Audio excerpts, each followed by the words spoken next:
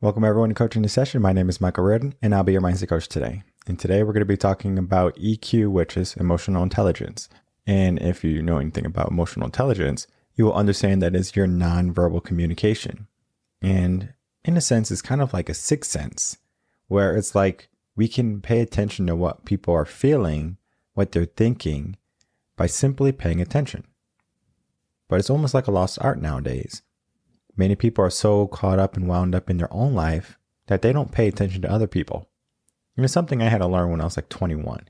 I always thought people were looking at me. I was like, oh, people are watching me. I have to make sure I dress right and all this stuff. And this is right out of high school, going into college for some years now, thinking that people really care. In reality, many people just kind of go on with their own life. Now, of course, sometimes people might ridicule what you're wearing, but many times you're not going to be worried about, well, let me go to Walmart or let me go to a grocery store and then figure out what people are wearing and then ridicule what they wear. It's not that, right? So understanding that people are just going to operate on their own accord is going to be a lower level of EQ. But we're going to be diving into EQ, emotional intelligence, in today's blog, because there's so much more than just what people wear. How about how they feel? How about where they are? Are they courageous? Are they ambitious? All of that can be told non-verbally. So stay tuned for that so you can learn how to hire your emotional intelligence, which is going to help you in the areas that I'm going to be breaking down today. If you're new to the channel, make sure to like, comment, subscribe, and make sure to share this video and or audio to help build a like-minded community of growth-minded individuals. So let's get into the blog and get a really good understanding of what emotional intelligence is. So here we have our most recent blog. If you're new to the channel or new to the podcast, you're going to head over to revenconcepts.com, go to resources, and then you'll see blogs. And then, of course, the latest blog that comes out every Sunday, 10 a.m. Central Standard Time, will be up on top. And the blog that came out yesterday is emotional intelligence. So, as I said, emotional intelligence is going to be dealing with our nonverbal type of communication. But what is emotional intelligence? Well, have you ever walked into a room and kind of felt the energy where you felt maybe there's a fight, maybe something was off, you just didn't feel right? That's emotional intelligence. Now, we all have it. It's just that do we pay attention to it?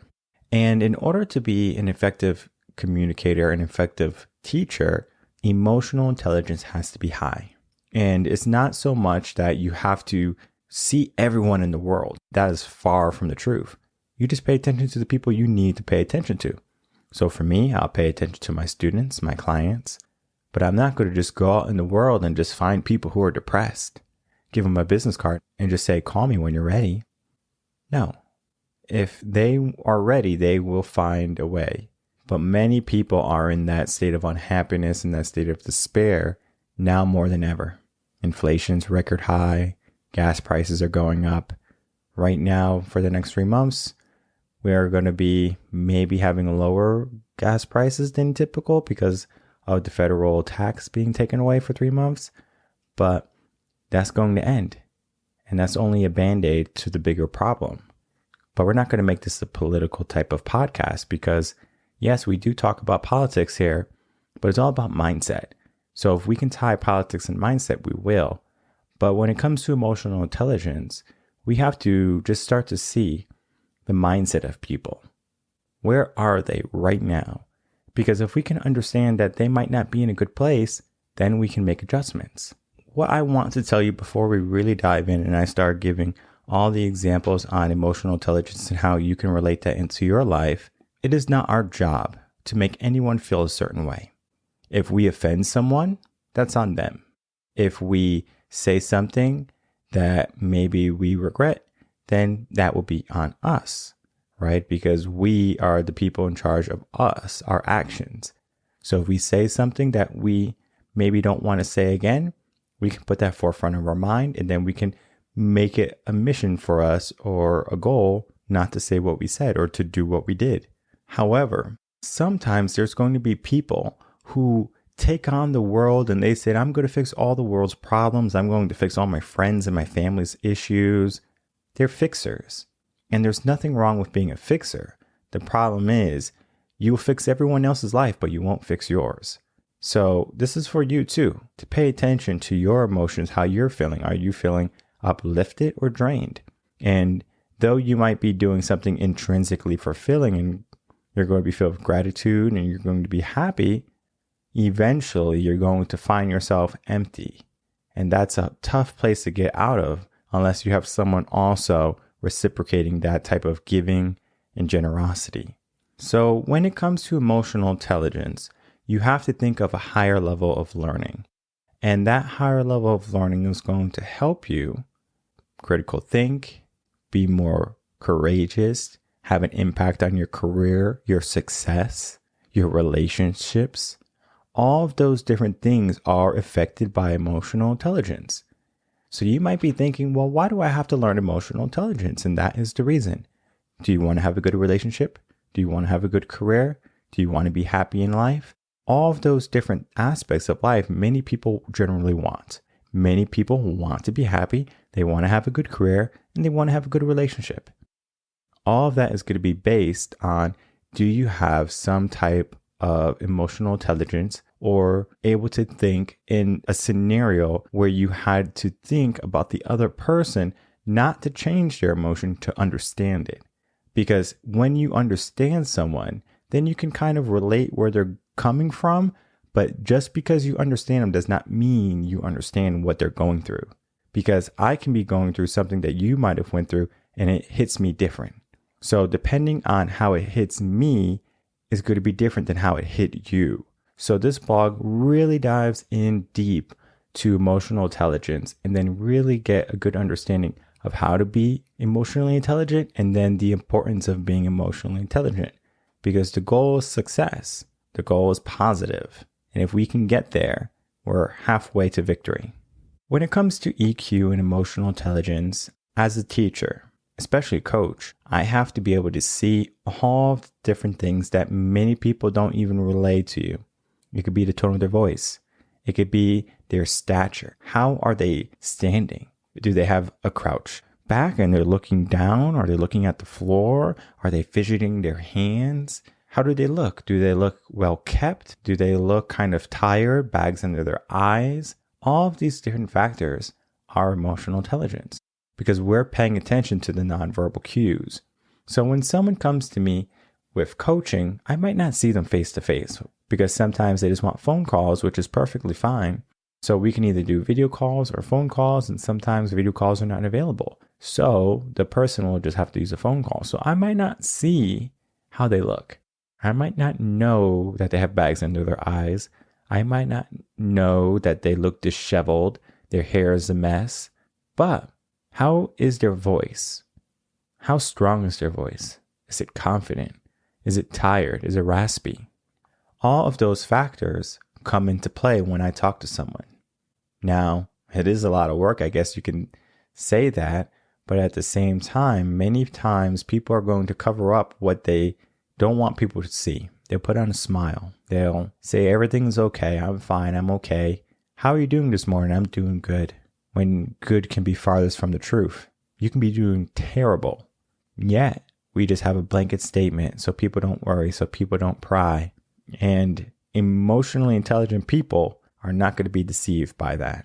Now, of course, if someone tells me that they're fine, I'm not going to pry after I already asked them the question.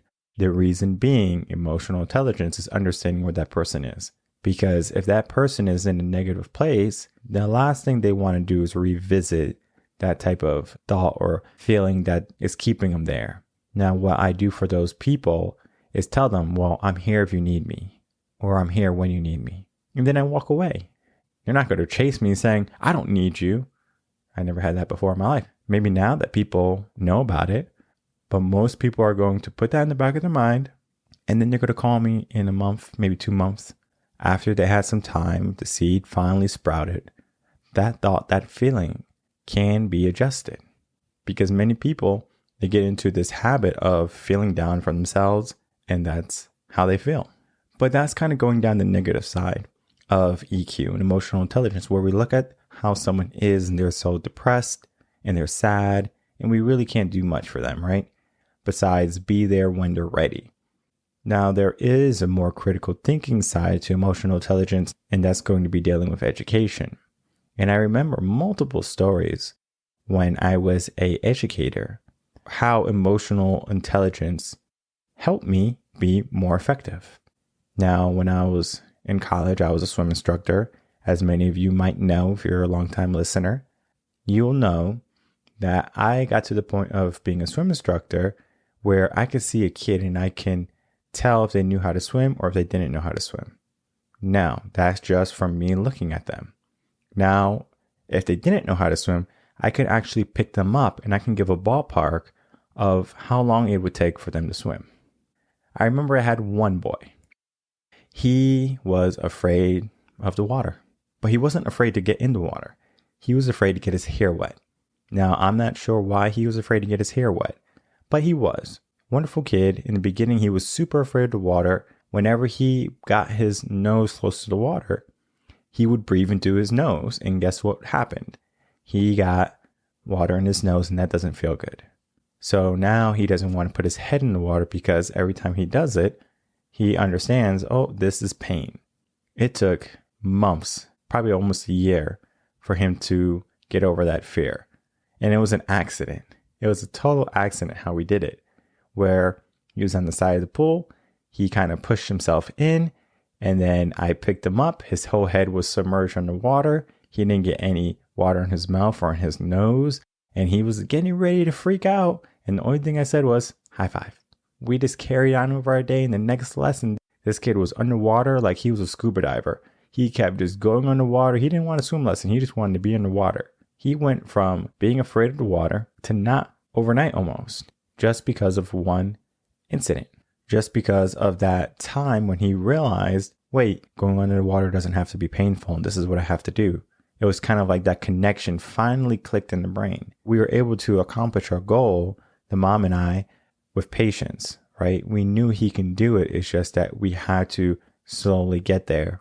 And then his sister was kind of looking at the brother because the sister was younger. So the sister was a little bit more timid. But once the brother was confident, guess what happened to the sister? The sister automatically became confident. So the sister, I think, is a year or two younger than him, and she is swimming. So it's kind of like it rubs off the other people, right? Or someone confident, does someone have a good energy, a good vibe to them? And you might have experienced this before where you just like someone, right? They have a good energy. You're like, whoa, I like this person's energy. They're vibrant, they're colorful, they're confident. And you enjoy that about that person. So that is what gravitates you to that person. That's emotional intelligence. You're able to see what that person is exuding and then kind of saying, I like it or I don't like it. And sometimes we get that negative person, right? We get that negative person who has those limiting beliefs and they're just a downer and they're just never fun. They're always pessimistic. And then eventually you separate yourself from that person because you understand, like, you know what, this person just always down. This person's always negative and I just can't be around that. That's emotional intelligence. We can't change a person again, but you can change your environment. You can change who you surround yourself with. So if you don't like who you surround yourself with, change it. There's nothing to it but to do it. And for many people, they choose not to pay attention. So in our society today, many people have emotional intelligence, but they just are not aware that they have it. So they might hang around with people who are not good for them. They don't seek out good things when bad things happen. They are going to do these non-verbal actions or these basically subconscious actions. For example, when I'm walking, I'm looking at the ground. I don't make eye contact with people. When I have to talk to someone, all of these different things have an effect on emotional intelligence. If someone comes to me and they say, hey, Mike, I want to be more confident. Well, first of all, confidence comes after the act. So we have to be courageous first and then not be confident in order to be confident. So if they say, I want to be courageous, and I say, into what regard? And they say, oh, well, public speaking. Well, I say, okay, well, let's do some public speaking. And then we'll figure out where we can publicly speak. And then we start. And before they begin, I just watch what they do. They might go up on stage and they're fidgeting their hands and they're looking at the ground and they have a very soft voice. And it could be all of these different things, right? They're using filler words. We have to get out of that. So we slowly fix it, right? We say, hey, why not, use so many filler words? Why not make some more eye contact? Why not move your body a little bit more? You are like a tree up there. You're so stiff. You need a massage, etc., right? We are getting that person to be what they want just from me paying attention to them. The same thing is true when someone's very angry. If someone is angry just at the world and they kind of blow up on you, now you're not the person who made them angry, but you're the scapegoat. So now you have to deal with this person. Well, you have a few choices here. You can address this situation. So if someone's yelling at you, you can yell at them. If someone's yelling at you, you can say, when you're ready, we can talk, right? So you avoid the conflict, or you can divert as the final one. And that was what I typically did when I was a teacher.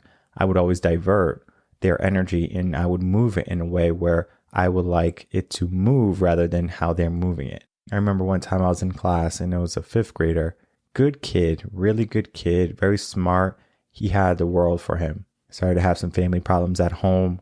We can see it, right? So he's acting up. He's hanging around with people. He's trying to be the class clown. But again, this was a good kid. He just got into the wrong environment, the wrong mindset. And I remember one day he was just not in a good mood. So he was disruptive in class. And I just said, hey, wait in the hallway for me. So he went in the hallway. I got the class started. It took about 5-6 minutes. And then I went out in the hallway and I tried to talk to this young man. And the first thing he does is be defensive. I don't know why, blah, blah, blah. And he's like yelling. And the only thing I said was, hey, I'm not yelling at you. I'm just trying to have a conversation. That's the only thing I said to him. I'm not yelling at you. I'm trying to have a conversation with you. And then he just kind of went on saying, he lowered his voice. And he's like, it's like, and then he kind of told me what was going on. And I told him, I said, all right, go get some water, walk, go to the bathroom, come back. We can start over, right? I'm not sure what is really going on, but right now you just need to, take a breather right now.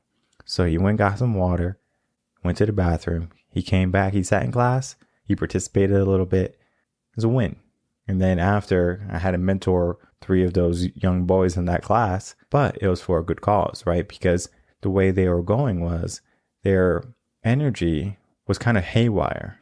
And the way they were going, their energy was kind of haywire. So it's kind of like you just had a mash of people. Think of a relationship, for example, where you just have 2 opposite people and it just is not a good fit, right? They say opposites attract, but this is not a good fit, right? So you have someone who's super adventurous and someone who's very timid and they're jumping off cliffs and going rock climbing. Another person is just dreading it every single time. Of course, there's a probability that that person is going to rise to the challenge and get over their fears. But there's also a good possibility that that person is going to resent that other person. So yes, it can work, but then most of the time, that person is going to stay who they are because change is a lot of work. And the brain doesn't really like change. When we look at emotional intelligence, it's more than just realizing how someone is feeling, because we have to pay attention to all the subtle cues of that person. And in this blog, Emotional Intelligence, we get a good understanding of what emotional intelligence is and then how you can be more emotionally intelligent. Because one of the goals that I want to instill on people is the ability to self-diagnose. And this was one of my first TOS series, how to diagnose yourself, right? How to coach yourself. Because if you can't walk yourself through a situation, you're not going to be able to get out of it very easily. Now, of course, you can get a coach and they can help you along the way, but understanding where you are emotionally and then the people around you is going to make a huge impact on what you're able to accomplish in your life. So that means more success, better relationships, more money.